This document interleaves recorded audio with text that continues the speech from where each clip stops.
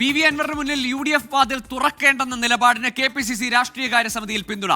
അൻവറിനെ മുന്നണിയിലെടുക്കണമെന്ന് കെ സുധാകരൻ ആവശ്യപ്പെട്ടെങ്കിലും നേതാക്കൾ എതിർത്തു. വിവാദ പരാമർശങ്ങളിൽ ഡോക്ടർ ശശി തരൂർ MP-ക്കെതിരെ വിമർശനമുയർന്നു. നിലമ്പൂർ വിജയത്തിന്റെ ക്രെഡിറ്റിനെ ചൊല്ലിയുള്ള വിവാദവും ചർച്ചയായി. PV അൻവറിനെ UDF-ൽ എടുക്കണമെന്ന് KPCC രാഷ്ട്രീയകാര്യ സമിതിയിൽ ഓൺലൈനായി പങ്കെടുത്ത കെ സുധാകരൻ.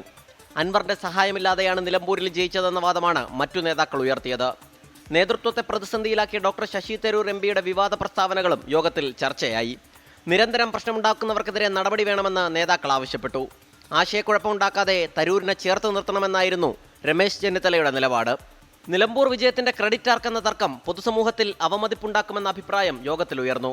ക്രെഡിറ്റ് ചർച്ച ചെയ്യുന്നവർ മലപ്പുറം DCC അധ്യക്ഷൻ VS ജോയിയെ മാതൃകയാക്കണമെന്ന് KC വേണുഗോപാൽ യോഗത്തിൽ പറഞ്ഞു. മേജർ ക്യാപ്റ്റൻ വിവാദത്തിൽ നേതാക്കളുടെ പ്രതികരണം ഇങ്ങനെ: ഞാൻ സാധാരണ പട്ടാളക്കാരനാണ്. ഇതിനിടെ ക്രെഡിറ്റ് വിവാദത്തിൽ രമേശ് ചെന്നിത്തലയെ വിമർശിച്ച് രാജ്മോഹൻ ഉണ്ണിത്താൻ രംഗത്തെത്തി. അതുകൊണ്ട് അനാവശ്യമായൊരു വിവാദത്തിന് ആരും മുതിരാൻ പാടില്ല.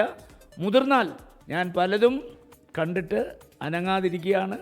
ഇനി ഇത്തരം പ്രവണതകൾ കോൺഗ്രസിൽ വന്നാൽ ഞങ്ങളുമൊക്കെ അഭിപ്രായം പറയേണ്ടി വരും.